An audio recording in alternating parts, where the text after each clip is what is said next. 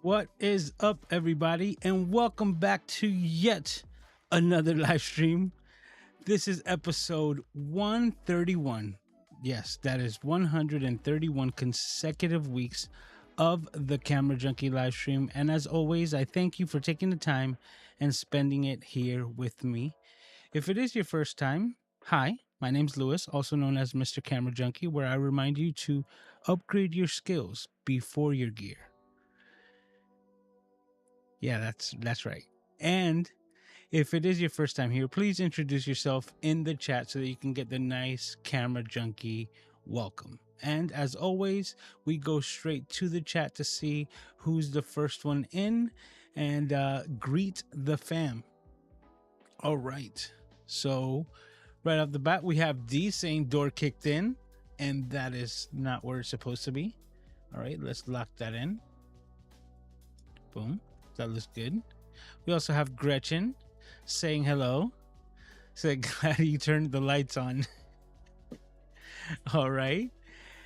And Mr. Moderator, Paul Duncan, also saying hello, saying hey to the fam. All right, guys. Well, with that being said, today we're going to get started talking about just shooting the breeze about the Sony A7R2. And is it still a viable camera today in 2023? And we're in June, so I would say halfway through the year with what's come out. Can this still be your everyday go-to machine if it were? So we're going to talk a little bit about that. If you haven't done so already, please make sure to hit the like button. It goes a long way. And if you have any questions for me during the live, please put a Q colon in the chat so that I can see them with the power of Ecamm, which is what I'm using to run this whole production. All right, Paul is still up there. Let's check something out here because I've been helping a lot of people and I could have turned that off. Yes, I did, just as an example. So what I was doing right there was auto hiding the comments so that after 15 seconds of me putting something on the screen, it will just automatically go away naturally without me having to press any additional buttons.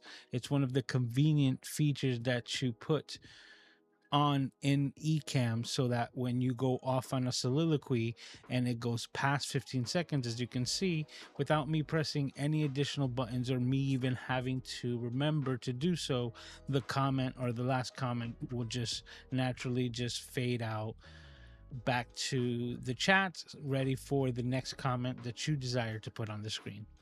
All right, now the reason why I bring this up is because we're always talking about camera gear and buying the latest and greatest in camera gear. And unfortunately, until recently, you could still have found the Sony A7R2 new from B&H, but now you could only find it in used form. This camera is actually, surprisingly, as I was doing my research on it today, it came out in 2015.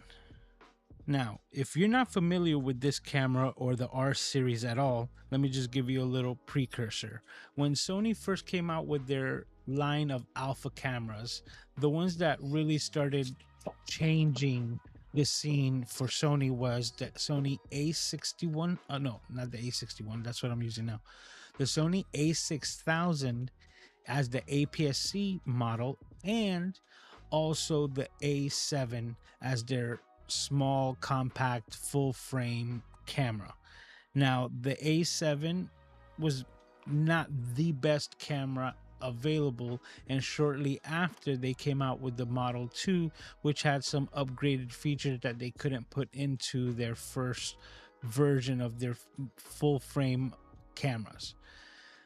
Shortly after that, you have the emergence of the R series. That was the A7R, which stands for resolution. And that's where we get the first time that we see Sony iterate into a subcategory. And the resolution line took the A7 and the A7 II from the 24 megapixel sensor to a 36 megapixel sensor, giving it a big jump in resolution. And that's why, with the larger files and the slower shutters, or continuous shutter, the slower continuous shutter in that camera was specifically catering to photographers. And shortly after that, you have the iteration that we're speaking on today, which ended up being kind of Sony's flagship camera, even if it wasn't named that. The Sony A7R II was a drastic, and I mean drastic, jump from its previous counterpart. It jumped from 36 megapixels to 42.2 active for photography, and it brought in the 5-axis stabilization, or the steady shot. Yeah, because that wasn't available in the first R series. It brought video capabilities, including 4K. So this is a 4K capable camera, which is why I truly believe that you can still use it till today. I actually use it all the time. So, you know, if that's all you came for, that should be the end of the video. Can you use this camera as your everyday driver? Absolutely. I'm just gonna iterate a little bit more on the reasons why. But this camera, when it came out, it kind of blew everything out of the water. Now it still has that multi-interface shoe as the hot shoe on top, but the 42 megapixels from the 36 was the drastic jump for photographers. The key features that it could actually do a lot in videography as well as photography really took this as a hybrid camera, sort of like a everyday content creator type of system that you can use. There are so many things, and I'm gonna touch on some of the specifications as it came out. Like I said, it has the 5-axis censorship. It got a bit of a jump when it came to the continuous shooting. It actually jumped to 5 frames a second at 42 megapixels, thinking in 2015 for where we were as far as, you know, mirrorless cameras. It's pretty impressive. But the one downside to this is that this camera was just designed right before Sony's release of their new Z type batteries, which are their higher capacity, basically run-of-the-mill full frame cameras, or batteries for their full frame cameras. This one, if I can say, it's got one draw to it, is the fact that it's still using the old NPF 50 batteries from Sony, which are mostly designed for the APS-C line, but at this time was the only battery that they had, or the biggest capacity battery that they had available for their digital line cameras, which is why this camera probably flies just under the radar for a lot of people, because of its successor that came rapidly behind it. As soon as Sony then dropped the Sony A7Rii, which is what really took Sony and blew everything out of the water, because it brought a 24 megapixel full frame with great autofocus, hybrid capabilities for basically $2,000. It was a no-brainer for a lot of people. And that's what really started changing the tide in Sony's favor to the cameras and what we're dealing with today. But this one, the reason why it flies under the radar is because as soon as they came out with that higher capacity battery, it was basically the only negative of this camera. So they quickly pumped out the Sony A7R3, and the R3 is basically a clone of this camera with the upgraded battery. It's not much difference. Like, a lot of the features that you're gonna find here are available there. So depending on your situation, this could be a steal like it was for me. When I purchased this in 2018, I believe, which was back then just 3 years after it came out, I got it for a really good deal on the used market. And I've been using it ever since. And the reason why it benefited me is because I am a Sony APS-C shooter. And being a Sony APS-C shooter, you have no choice but to carry multiple batteries. And because this used the same battery type as the APS-C line, for me, even still till today, I have a like backwards compatible battery system. So I just charge all of my batteries, which I actually have 7 of them numbered. So 7 batteries that I have with me available for any camera that I choose to use. But pretty soon I'm going to be moving into the Z type to get the better, like battery life out of it. But the one flaw that these cameras have, I basically take care of it because I already have a bunch of those same batteries. But let's go check back in the chat. I'm seeing some people sneaking in here. We got Rainy Cajun in the house saying hi to Mr. Moderator.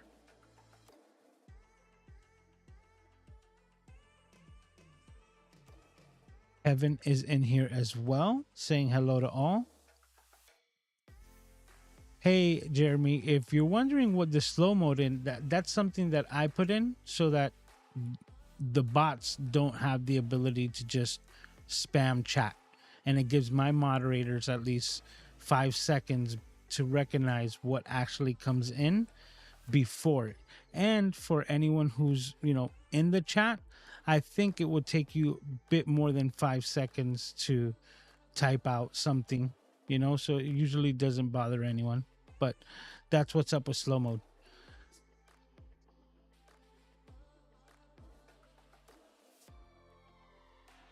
All right.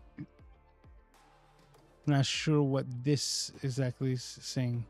Enjoying our sunshine here at PNW. I can never remember that acronym. So the PNW says Pacific Northwest. That's got to be it. Where's my mind today? All right. Says 80 today down here at the Key Peninsula. Nice. Sami Superstar is also in the house saying hi to everyone. Jeremy is over here saying actually went to the Funko store in Everett. So rad. Nice. So I'm guessing he's in that same area. Yep. See, Mr. Moderator just answered the same question, the same thing. Yeah, and it hasn't really happened, and we were just talking about this, Paul and a bunch of us earlier today about how long it's been since we've actually seen anything like that in the chat. But just in case, it's a 5-second delay so that you can't spam the chat even if you try to.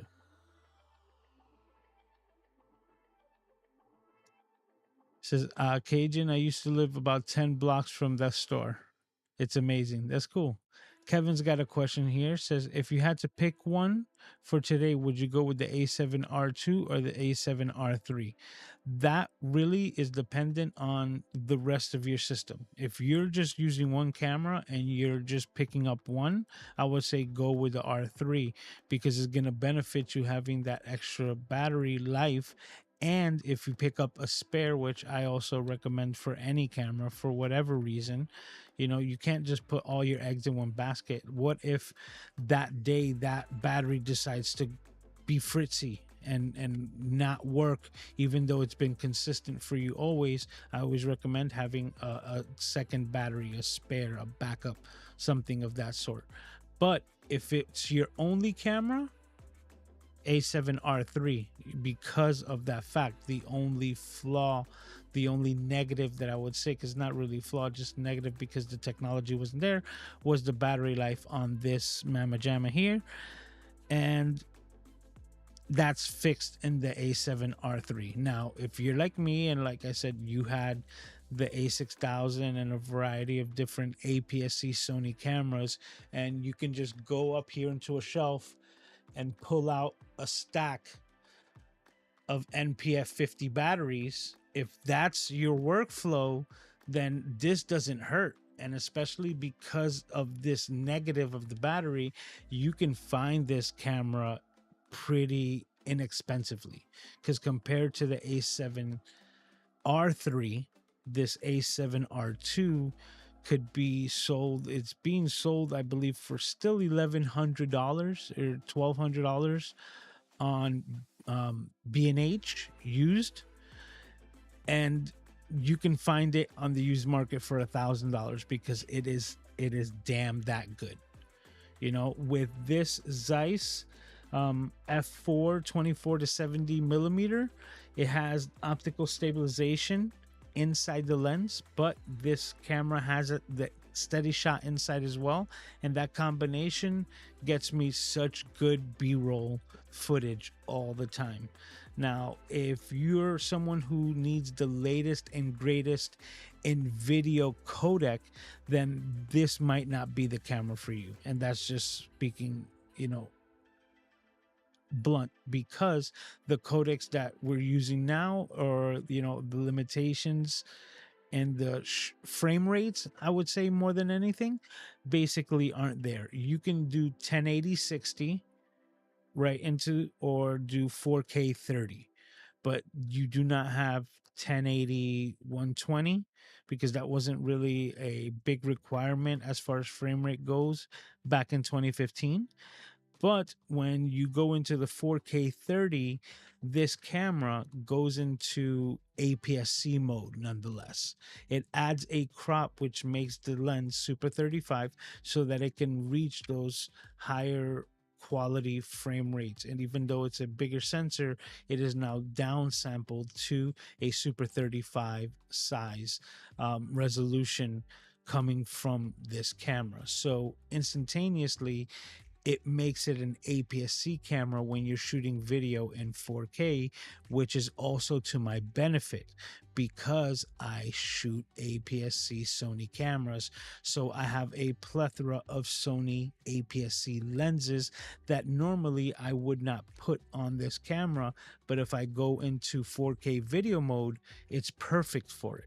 So 4K video with the Sony, with the Sigma 16 millimeter f1.4, it is a perfect combination. And the one added feature is that you still get the steady shot. So if you're shooting video in that, you're still getting image stabilization built in, which is a 5-axis image stabilization onto that Sigma shot like you've never seen before, because it never had that capability unless you're using it on the A6600, not on the cameras that I had at the time, being the A6000, and I think the NEX6 is the other one that I have in here.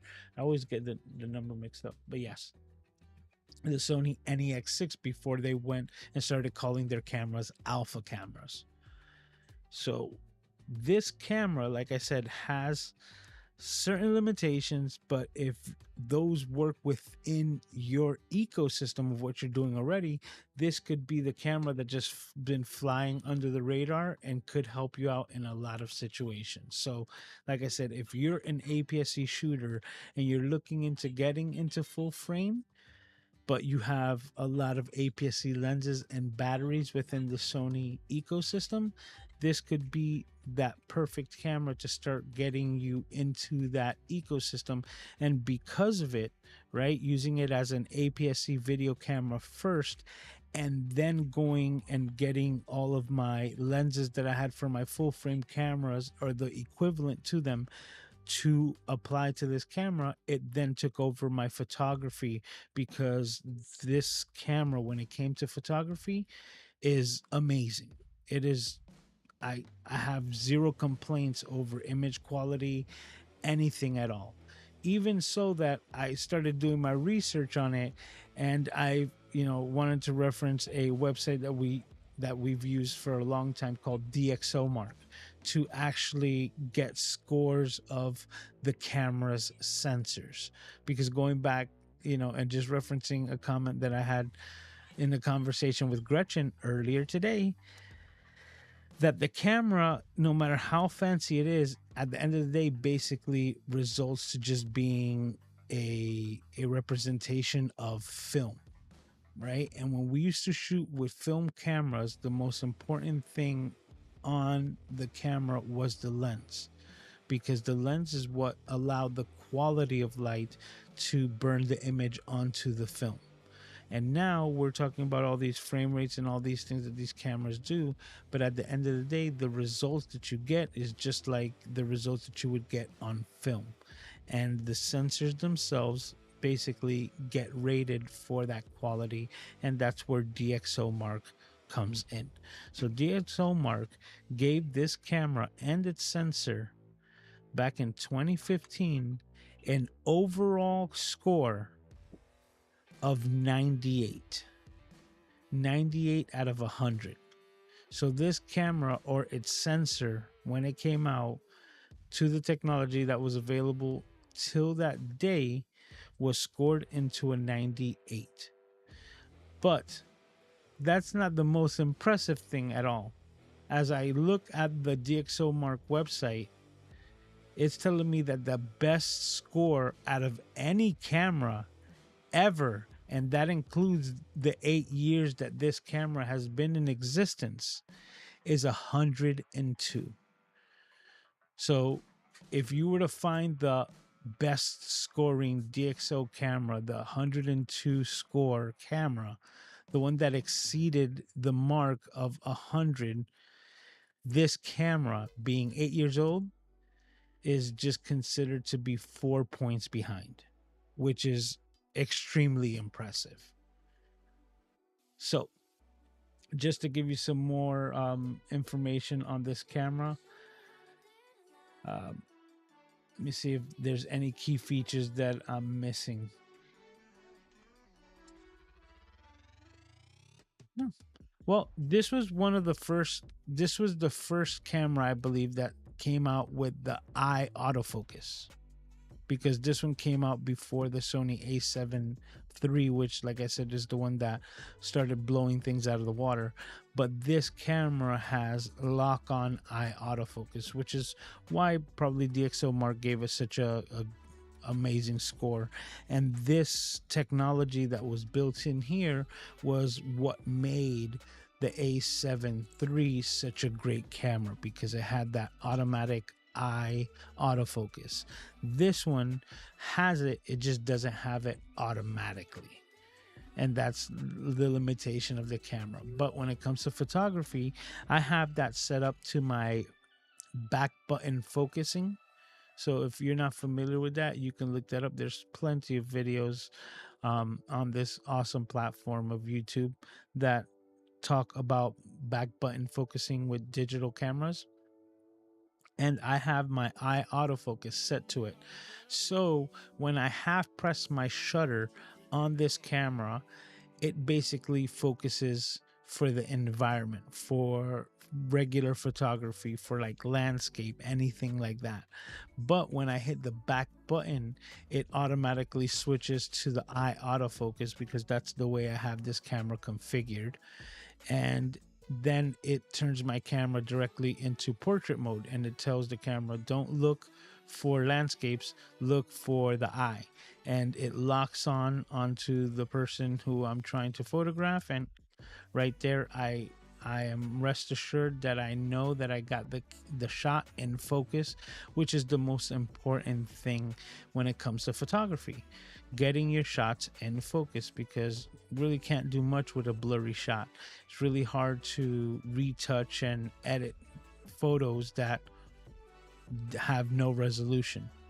But with that being said, another thing that it helps me with my photography is like save time and make the experience a lot better for the person that I'm photographing, because I am able to take 3 or 4 shots and know exactly what I'm getting out of the camera looking through this viewfinder, which happens to be a 2.5 3 million dot viewfinder. So this is basically the highest resolution viewfinder available to that day, and it still holds up till today. It's like a little baby IMAX that you look into, because you get full coverage and you're able to see so much right through the viewfinder that, once again, like I was saying, allows me to take these images and know exactly what I'm getting out of it, so I don't have to review my images as after I hit the shutter. You know, that's something that a lot of people used to do when it came to DSLR cameras, and it's something that they carried on, that, you know, like that habit without it being necessary, which was a DSLR camera will allow you to see optically, but then would actually flip up the mirror to allow a shot to be resolved through the sensor, which is why it's called a, you know, DSLR, a digital single lens reflex camera. And because you were seeing through optical view and you would get a blackout when it was receiving the image, you would have to go to the back of your camera and check the camera and review your images. But because I'm seeing them in real time through the viewfinder, it, like I said, it's not necessary, and the experience is a lot smoother, especially when I've done events where I'm going and I'm taking like shots of the environment and the people. I'm able to just tell a couple of people, you know, like, hey, just hang out together, you know, pose, and I'll take a quick shot, and I know I can grab 2 or 3 shots that would be more than enough to suffice the image that I want to get out of that. And it, I don't have to ask them to do anything else. Like, it's just a smooth transition. It's like, thank you for your time, and I'm just move on to the next one, which makes the entire experience for both me, the photographer, and the person who's just at an event so much better. So those are one of the many features that I absolutely love, and that's why I can just rant about this camera on and on, because I've used it for so much, and I'm just giving you the examples of how I've used this camera. Another thing to prompt is that this is before the Sony A9, you know, or any other camera that would then be called the flagship. And even right now that the Sony Alpha One was released, man, when was that camera released? I can't remember right now, but let's just say I can't remember, so I'm not even gonna try. But the Sony Alpha One, when it came out, is a 50 megapixel like dream camera that basically does it all. And Manny Ortiz, someone that's been on Cities Go before, actually just made a video recently about how the Sony A7R5, the latest iteration of the R series, is his main 2 camera, even above Sony, considering the Alpha One to be the actual flagship. Which is very interesting because, like I said, this was the flagship even before it was ever announced, right? Before anything, this was the one that had all the features that you wanted. And like I said, the one negative would be the battery. And I would have to say that would be it, but it works in my benefit for my use case, which is rare, but lucky me. All right, let's go back to the chat real quick as well. Okay, Rainy Cajun says, I know you've covered this before, but what is your current camera and lens for the broadcast? Okay, well, I have quite a few, and I haven't even been rotating them because I've just been on a soliloquy, but let's go through them. Right here, right up front, this is my Sony A6100, and once again, uses the same batteries, but I have it with a dummy battery, so it's like fully powered all the time. The lens that I have on it is the Sigma 16 millimeter 1.4. That is just, I love that lens. And like I was saying before, the optics are so much more important than the camera body, that if you're getting, you know, the certain requirements out of it, like 4K 30, which was the one thing that my Sony A6000 didn't have at the time. And I picked this up, allowing me to use all those lenses on this for 4K. This is my first 4K camera.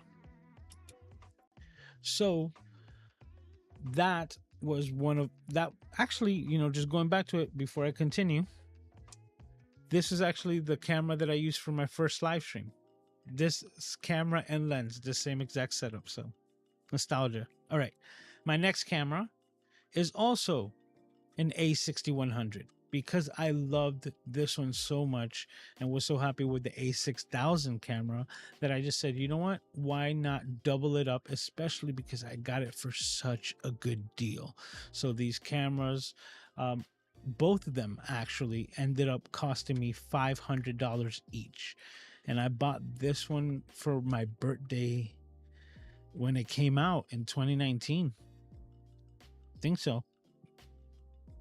Yeah, I believe so.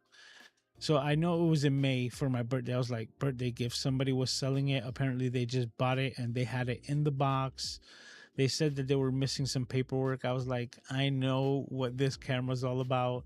And for $500, which was the basic selling price for the A6000 at the time, I was like, I'm just gonna like exchange. And that's exactly what I did. I bought this camera for $500. And then I sold my A6000 for $480 on the used market. And that was still a great price. So I basically flipped my A6000 to an A6100 for the grand total of $20. And that was the amazing deal. So now this is my second one that I picked up because I was also able to get it for a good deal for $500. And just amazing camera. I already was in love with it with the upgrade that I got for my birthday. So I said, let's double it up. Most times I have the Sigma 30mm lens on here so that it's also a 1.4. And that's just to kind of like color match the shots. But I wanted a little bit wider of a shot so that I could manipulate it better. So right now I have the Sony 20mm lens on it, which is a bit of a wider shot. And it's kind of equivalent because it's further away physically from me. Like as I put my hand, I can't touch it.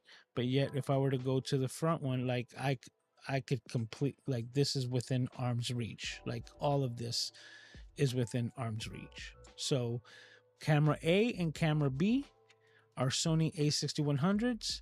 This is a Sigma 16mm f1.4, and this is the Sony 20mm f2.8. Another thing about this lens that I love, it's a pancake lens. The thinnest lens that I own. It is like 10 to 12 millimeters thick, and I usually just have that as my street photography lens that I put onto this bad boy right here, which is also my thinnest Sony camera, my NEX6. More photocentric, so that's why I just have that as like my personal carry around everyday camera. Now this right here, this is my behind the scenes shot, right? Giving you a show of my setup, showing you my teleprompter and just like rig that I made for it. The A6100 is behind it, but I have the light there. Let me show you exactly what's going on here. So you can see that's my A6100 with the flip up screen. Hashtag team flip up, right? And let me take this off so you can see this a bit better. That's just a shroud that I made to kind of like Sigma 16mm teleprompter with the monitor underneath, allowing me to see comments and things like that. Let's put that back and get my light back on here.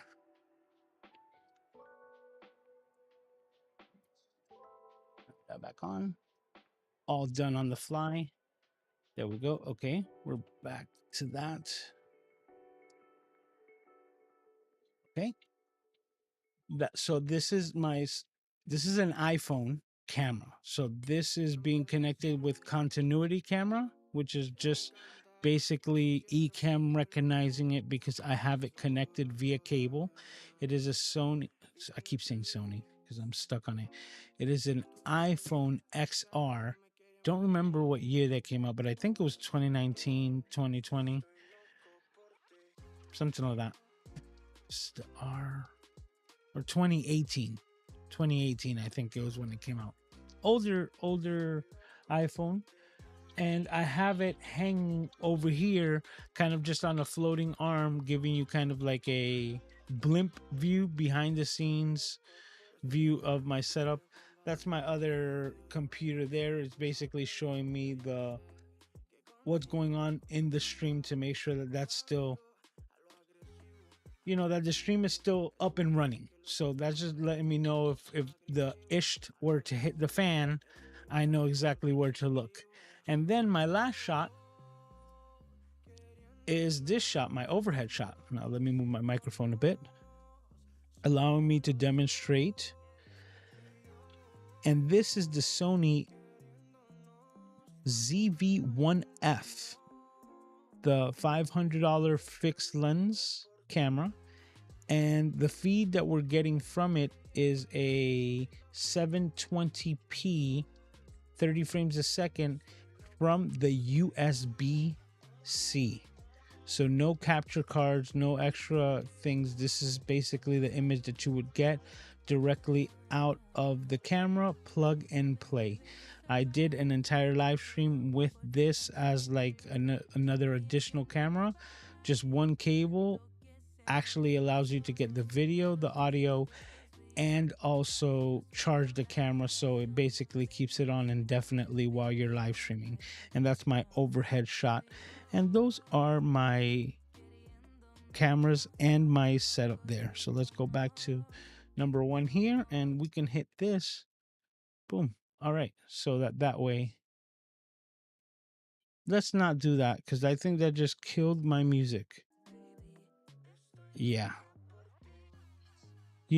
Paul, shame on me. I said I was going to fix that, and apparently I did not do it. The folder with all my cams shuts off the music, but I'm not going to go through all those scenes right now, so we'll just stick with this.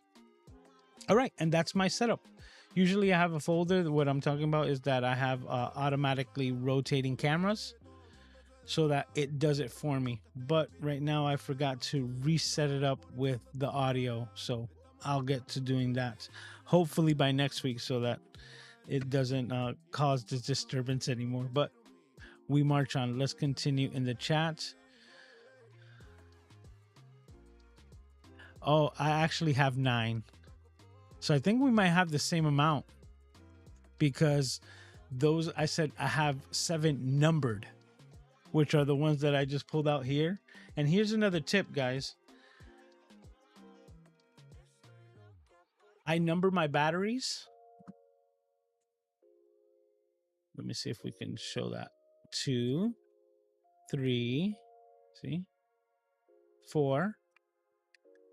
Because if one were to die, the number that I pull out of the camera, I'm on the hunt for the next one. And if I can't find it because it might be in another camera, I'm looking for the next number up. Because the dead ones would be the oldest ones, so to speak. Another good thing that it does with the numbering of the batteries is that it'll also let you know if you have a bad one in the bunch. If one starts acting up and it's not giving you the same amount of juice, for the squeeze, so to speak, and you're not getting that battery life out of it because it's dying or shutting off or acting quirky in any way, it's a lot easier to pinpoint. But here's an example of one with no labels on it. So yeah, I have 7 numbered and a couple that aren't.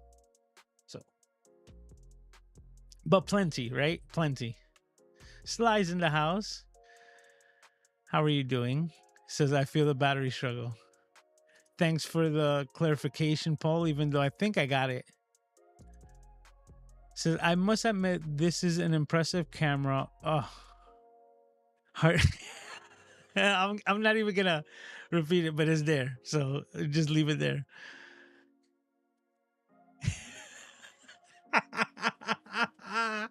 I love it. Says, what did you do with her catching a Sony positive comment?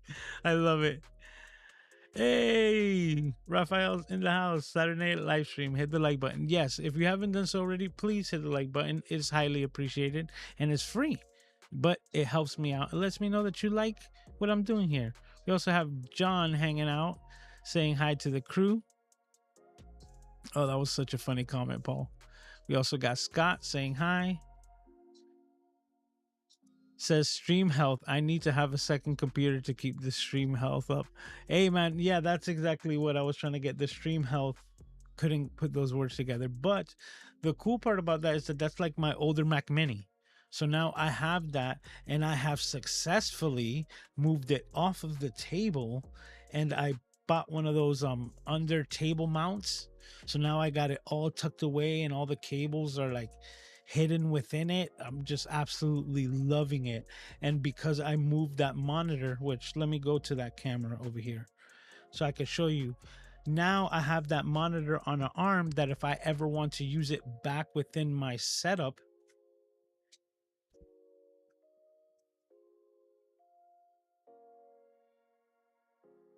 I just bring it right back.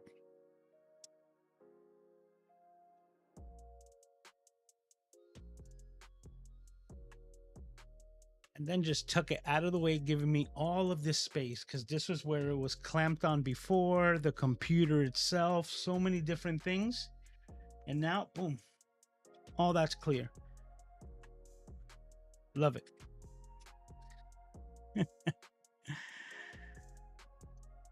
Hey, Randy made it saying hello, everyone. Love that shirt. Thank you. Yep. This was leap into podcasting from last year. This another thing that I'm so grateful that I was able to be a part of. So it's just things are those milestones that I didn't even know existed, and yet here they are.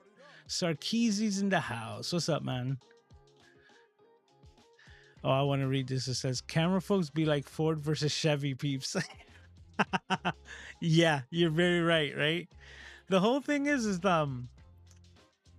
kind of like your first love, right? When you fall into a passion, right, with photography or anything like that, who you lose it to, for lack of better words, is kind of like your first love, and that's the one that you'll always be like, oh, there's always that special part for those special Canon colors, but then you become an adult and you have to recognize, like, no hate, but Gretchen just recognized a little bit of Sony love there.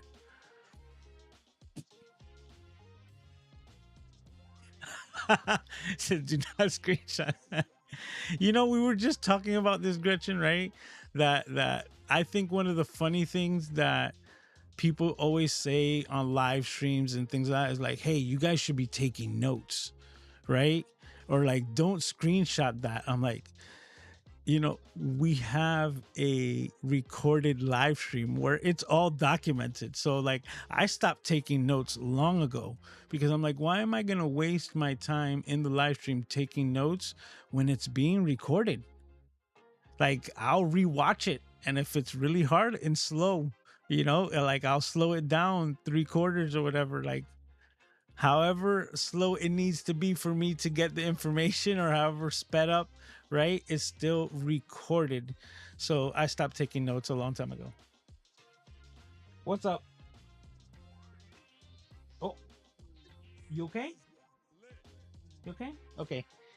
Well, everyone, this is sometimes part of the deal here. I have to take care of some fatherly duties, so I'm just gonna put the music up a little bit, and I will be right back.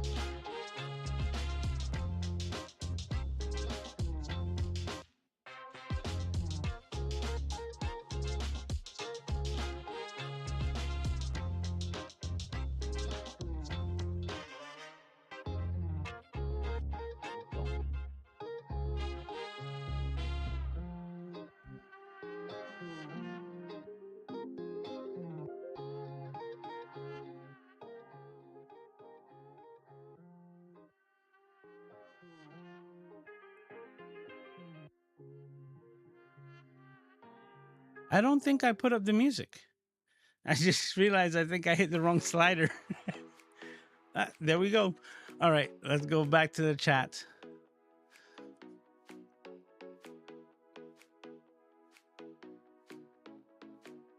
This is I permanently etched it into the stream. Exactly. Says, you know me, I've had Canon longer than I've had my hubby. 45 years married, together 48. That's such an awesome story, Gretchen. I'd love to hear how long you and Bob been together for such a long time. That's so cool.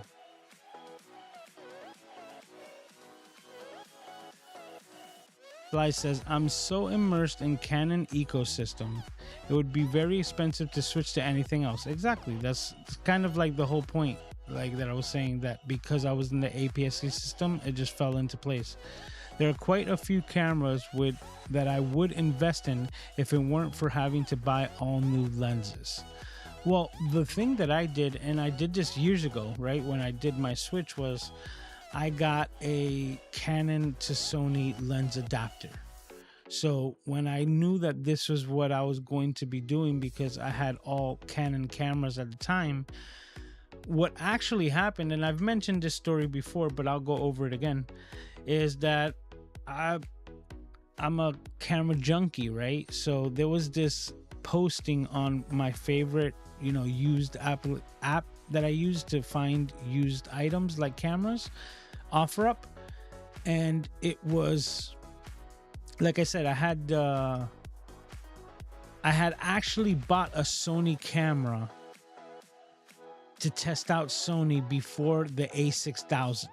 That's exactly what it was. And I had this NEX3 even before my NEX6. And I wasn't really pleased with the images. Now, I could tell you it's not one of Sony's better cameras. It was one of their worst cameras that they released. APS-C, but it had this same NPF 50 battery that I'm mentioning about. Oh, got a bit loud. So it had the same NPF 50 battery. And one of the bad things, even on the APS-C camera back then, was that the battery life was so hideous. Like, it was like, as soon as you started using it, it was like, oh, need to charge. So I was in the market for a second battery, just so that I can start using it more. And this is with Sony lens that came with it, like a kit lens. Wasn't really too blown away, but in OfferUp, I saw a listing for a Sony A6000 that was broken. And that's the way that it was listed. And it was broken. It said, selling broken as is. And I think they were asking like $60 for it. Right? No, they were asking $50 for this broken A6000. And I went and I looked up the NPF 50 battery, and it was $50 to buy it from Amazon. And I was like, okay, I could buy a battery from Amazon, or I can buy this broken camera that has the same exact battery. Plus, I have a broken camera to see what I can do with, right? So I went with the broken camera and picked that up for the $50, had my second battery, but then also had the guts of this broken camera. And I was like, let's open it up to see exactly what's wrong. Well, I quickly realized, with my knowledge of electronics, because I came from fixing iPhones, and that's a whole nother conversation, but having that background, I was able to quickly understand that it looked like somebody was attempting a repair and didn't know how to put the pieces back together. But the schematics of electronics, they kind of have a language where if you're able to understand it, you can kind of know where things are supposed to be put as far as architecture goes. And that's what I did. I totally disassembled the camera and put it all back together the way that I best knew how, without having any information or know-how, right? And I got the camera to turn on, and that was like the most exciting thing. I was like, I just scored a A6000 camera for 50 bucks. So now when I went to put a memory card in it, actually as soon as I turned it on, it was saying like no memory, no memory card, no memory card or something like that. And I was like, it's very weird. And I put the memory card in there and it was completely non-responsive. It just didn't respond at all. So I was like, I guess the camera was really broken and that the memory card wasn't working, and that's why they were trying to fix it, and that's probably why they botched the whole repair and sold it as is.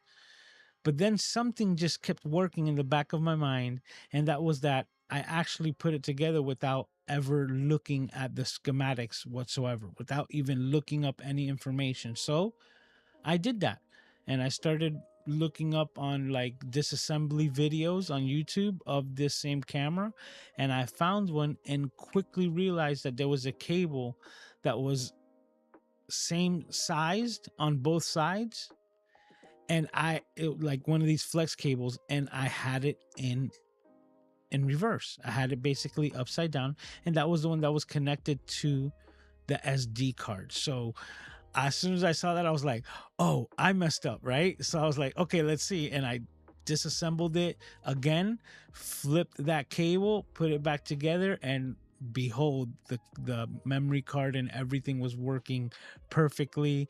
So I did end up scoring the camera for $50. And then I was like, okay, let's see. I took the lens from my NEX3 and put it on there and started shooting video, and was not really happy with the images that I was getting. The video was fine. Photography, I wasn't happy with it. Like my Canons were still better in my eye. And that was because I really didn't also have the complete understanding of how much optics matter. And because I didn't have any comparative glass to my Canon setups, right? I found this adapter on OfferUp as well. I think I picked it up for $100, and it allows you to take your Canon. Oh my god, EF. Yes, because it's been so long. It's like, man, I can't believe I'm forgetting these acronyms. So yeah, it will take your Canon EF lenses and adapt them to Sony, and then basically every Canon lens that I had became available for this A6000. And it only took my favorite lens, my 50mm f1.4 Canon, to just throw it on there with that adapter on the A6000. And the first shot that I took with it, I was blown away. I was like, not only can Sony hang, Sony is doing amazing. The glass just wasn't there. And for a while, I was using that sensor with my Sony A6000 until eventually I started getting the glass that was comparable to what I had with Canon, and the rest is history. So I broke that down as fast as possible, but that was like the whole thing of like me moving from Canon to Sony, and the transition of like using that lens adapter to basically do that. So I don't know if you can get anything out of it. Just know that there's ways of transitioning, and I didn't leave or sell my Canon cameras until I had basically everything moved over to the point where it was better to be using my Sonys than it was the Canon.